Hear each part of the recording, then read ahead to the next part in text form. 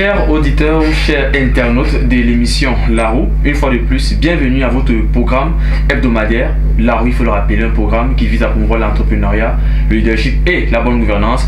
Nous sommes une fois de plus ici à Dynamique mondiale des jeunes, au Carrefour Banane, quartier Médon, pour parler aujourd'hui d'entrepreneuriat, mais aussi un peu de gouvernance. Il faut rappeler que DMJ est une organisation qui fait dans la promotion et la valorisation de la jeunesse camerounaise, surtout en ce mois de février où nous célébrons la jeunesse camerounaise. DMJ vise à former une jeunesse apte à pouvoir faire face aux défis politiques, économiques, sociaux, culturels, tout en préservant le sentiment ou alors l'esprit d'unité nationale. Nous allons aujourd'hui parler des métiers de l'audiovisuel parce qu'il faut le rappeler, depuis que la télévision est arrivée au Cameroun, nous avons vu une prolifération des salles de cinéma, même si aujourd'hui certaines salles ont dû mettre la clé sur le paillasson. Nous avons vu de plus en plus des jeunes qui vont dans les centres de formation pour se former sur les métiers liés à l'audiovisuel. C'est pourquoi aujourd'hui nous allons parler de ces principaux métiers de l'audiovisuel et pour cela nous avons invité Monsieur Michel Foucault, qui est technicien supérieur d'audiovisuel et qui est par ailleurs coordonnateur de la production audiovisuelle et des TIC à Dynamique mondiale des jeunes. Bienvenue Monsieur Michel. Merci Lionel et bonjour à tous ceux qui regardent les émissions La Roue. On va dire, c'est on vous a invité, mais c'est vous qui nous recevez dans votre bureau, dans votre espace de travail, pour discuter des principaux métiers de l'audiovisuel qui ont beaucoup d'opportunités certainement aujourd'hui pour la jeunesse camerounaise. Déjà, pouvez-vous nous dire quels sont les principaux métiers de l'audiovisuel? Il est difficile de classifier les métiers d'audiovisuel, mais je voudrais les lister en parlant d'abord des généralistes de l'audiovisuel, c'est-à-dire ceux-là qui ne sont pas spécifiquement des techniciens. Nous avons les journalistes. Généralement, quand on parle d'audiovisuel, dès que vous dites que vous faites l'audiovisuel, on dit il est journaliste. Mais en réalité, ils ne sont pas seuls. Il y a les journalistes, il y a également les réalisateurs. C'est ceux-là qui très souvent commandent du travail et font appel à d'autres professionnels de l'audiovisuel pour pouvoir les réaliser. Et les autres professionnels de l'audiovisuel sont par exemple les technico-artistiques. Nous avons les monteurs.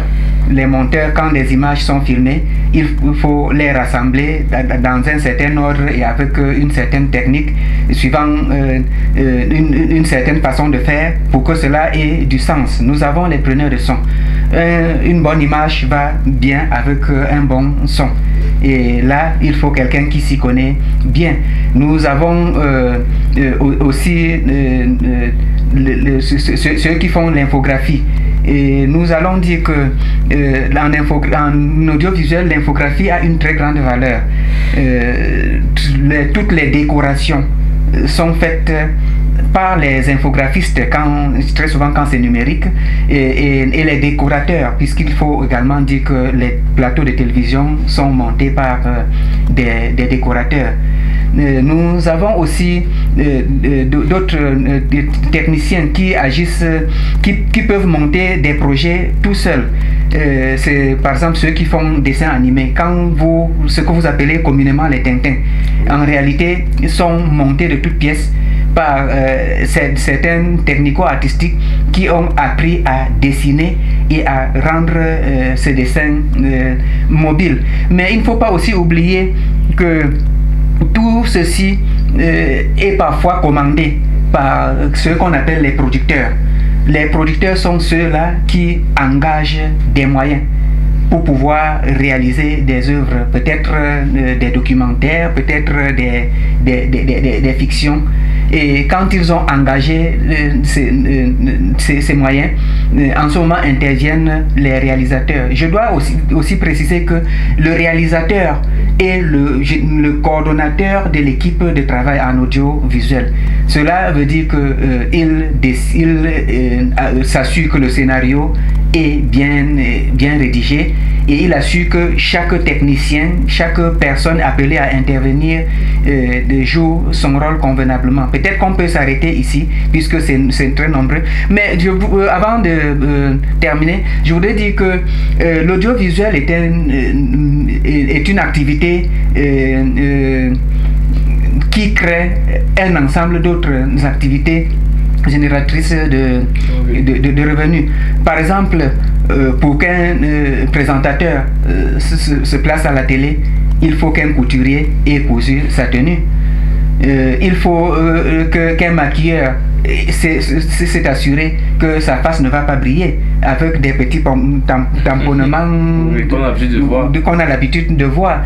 Il faut, quand c'est peut-être une fiction, il faut qu'un électricien ait assuré tous les raccords électriques, qu'il y ait qu'un éclairagiste pour pouvoir s'assurer que les dosages de la lumière, qu'elle soit naturelle ou artificielle, soient suffisantes. Donc il y a tout un ensemble de métiers qui se créent autour de la chose audiovisuelle. Donc la chose audiovisuelle, en réalité, c'est une activité structurante. On comprend donc que c'est un vaste secteur d'activité où il y a des métiers directs et indirects, ou alors des métiers principaux, des métiers accessoires qui s'agrègent autour de l'audiovisuel. Exactement. Alors vous êtes technicien supérieur d'audiovisuel, vous avez été formé notamment par IFCPA, la CATV, du côté des Kounou. Alors, comment peut-on devenir un technicien, ou bien comment peut-on exercer dans les métiers de l'audiovisuel? Est-ce qu'on a besoin d'un diplôme précis?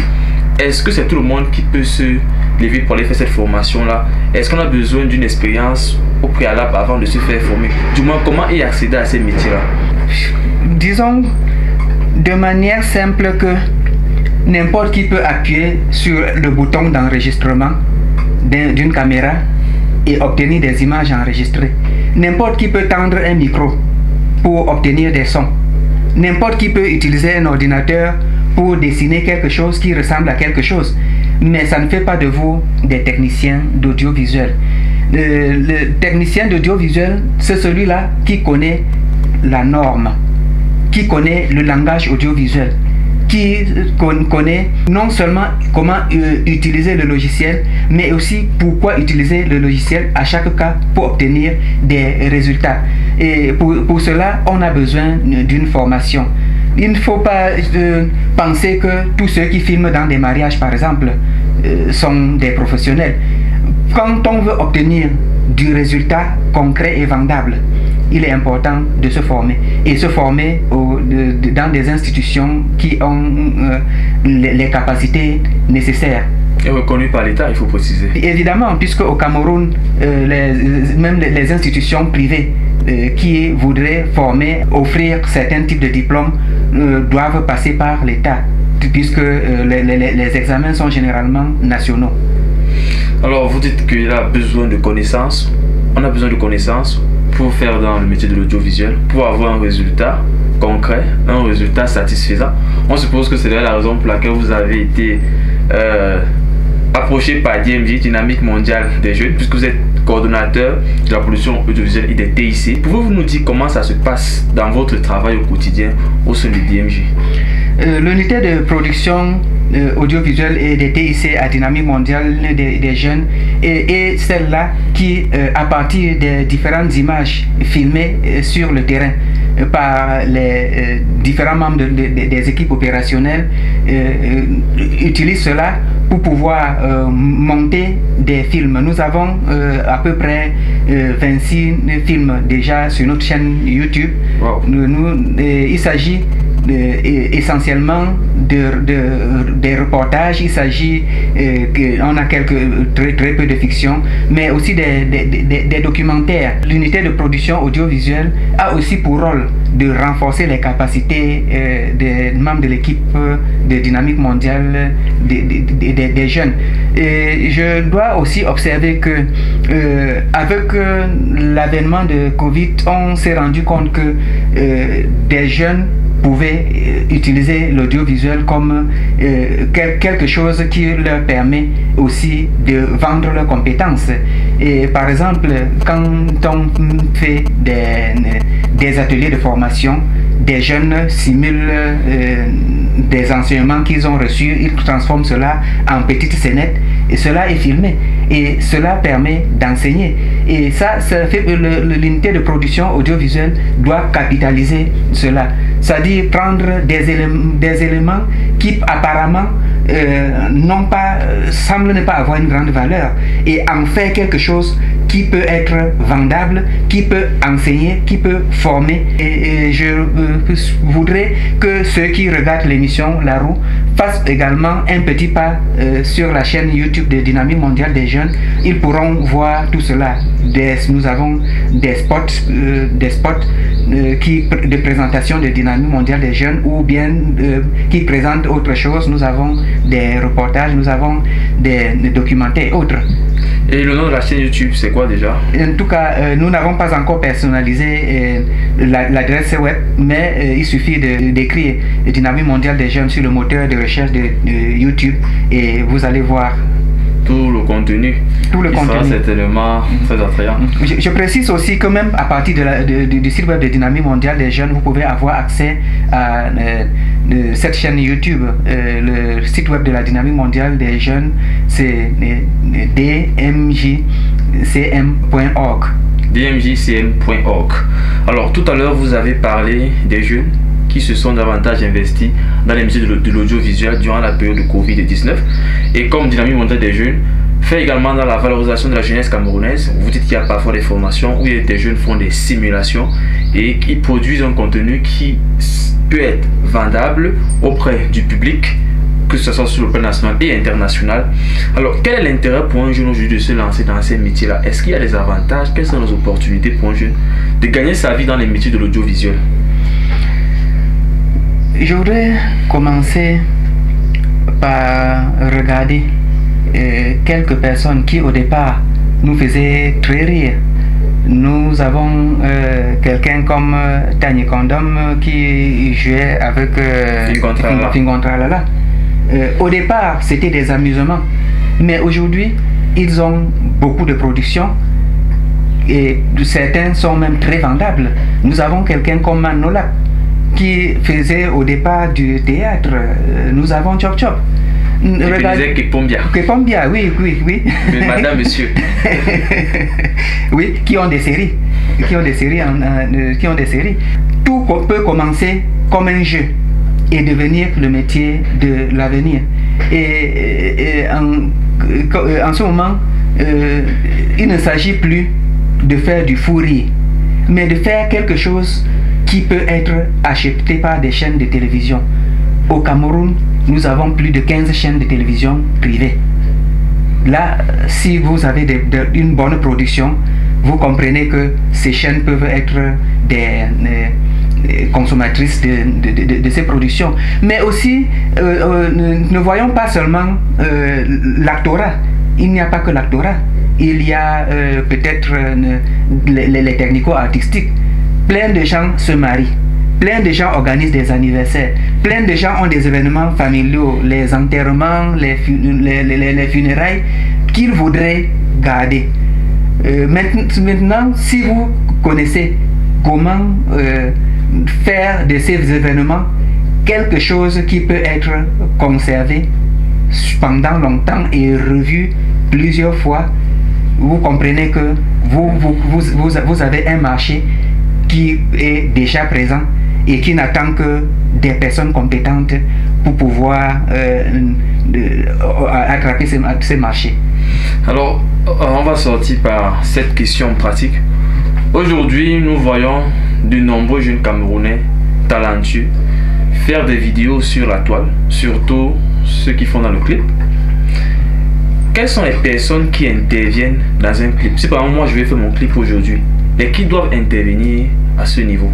Vous commencez par rencontrer un producteur ou un réalisateur selon le cas. Si c'est vous-même qui déployez les moyens, vous pouvez rencontrer directement un réalisateur avec qui vous échangez de l'idée. Le réalisateur, à partir de ce que vous avez comme idée, va rendre cela en scénario, c'est-à-dire découper les différentes étapes, choisir les décors les plus appropriés. Maintenant, appelez les preneurs de vue et les preneurs de son. Ceux-là viendront et sur les instructions du réalisateur vous filmez dans les différentes positions, les différents lieux, de manière à obtenir quelque chose qui peut être combiné. Et n'oublions pas, les éclairagistes interviennent aussi. Il faut que l'image soit bonne. Vous voyez parfois des gens qui se filment, la zone des yeux est sombre, ce qu'on appelle effet fantôme. Ou peut-être ils portent des chapeaux, tout leur front est sombre. L'éclairagiste a pour rôle de s'assurer que tout cela, que vous êtes correctement visible et que ne reste sombre que ce qu'on a volontairement voulu rendre sombre. Maintenant, quand tout cela va être filmé, le monteur interviendra en post-production pour prendre chaque image filmée, l'assembler avec les autres, découper, restructurer et en ce moment créer un film qui a un sens. Et le preneur de son dont le rôle n'est pas seulement d'enregistrer les sons, mais également de traiter le son, revient maintenant, cette fois-ci, pour faire ce qu'on appelle le mixage audio, et s'ajuster que tous les volumes sont équilibrés, s'ajuster que toutes les tonalités sont justes, s'ajuster que la parole rime avec les mouvements de la bouche, qu'il n'y a pas de synchronisation. Et quand tout cela est fait, on renvoie au monteur qui sort avec peut-être l'assistance d'un infographiste. On sort les différents synthés, on sort les différentes inscriptions et autres décorations artificielles. C'est à partir de là que le monteur sort ce qu'on appelle le PAD, qui le renvoie peut-être au producteur pour la diffusion. On comprend que tourner un clip, c'est pas chose facile. On se lève un bon matin et dit qu'on va faire le clip en 1 ou 2 jours. Cela prend vraiment du temps pour pouvoir vendre un produit vraiment conséquent au public qui n'attend que cela. Évidemment, pour ceux qui veulent être professionnels, et on a dû constater que les clips les plus courus sur le marché sont ceux qui ont suivi ce cheminement. Il faut que le clip soit fait suivant les règles de l'art. Nous la récompense de meilleurs vidéogrammes à Canal d'Or. On voit souvent de meilleurs vidéogrammes pour récompenser ceux-là vraiment qui ont poursuivi ce cheminement-là. Nous sommes donc arrivés au thème de cette émission. Monsieur Michel Foucault, vous nous avez parlé aujourd'hui des principaux métiers de l'audiovisuel. Nous vous disons merci d'avoir accepté l'invitation de la roue. Nous espérons que vous serez des nôtres la prochaine fois pour poursuivre davantage d'échanges sur les questions de l'audiovisuel au Cameroun et ou même dans le monde entier, pas seulement au Cameroun, parce qu'on estime que les règles sont les mêmes un peu partout dans la planète. La raison est la chose la mieux partagée du monde, disait encore un philosophe. Merci monsieur Michel. Et merci également à l'équipe technique. Je constate que cette fois-ci, Mel ne s'est pas limité à la caméra, il a apporté un dispositif d'éclairage. Merci. Et merci à tous ceux qui vont regarder cette émission. Nous pensons que s'il y a des questions, nous pourrons apporter des compléments d'information. D'accord. Chers internautes de l'émission La Roue, nous sommes arrivés au terme de cette émission. Vous aurez donc sans doute compris, si vous avez des questions, des préoccupations ou alors vous avez des apports par rapport à ce thème qui portait sur les principaux métiers de l'audiovisuel, vous pouvez poursuivre les échanges dans nos différentes plateformes Facebook et YouTube. Nous vous disons à la semaine prochaine pour une autre émission sur les métiers de l'audiovisuel. Nous remercions la supervision de monsieur Théophile Kamga. À la caméra, nous avions Mel, ou alors Edith Laure Macounier, Mel. Quant au micro de présentation, je suis Lionel Mouaga. Restez à l'écoute et à la semaine prochaine.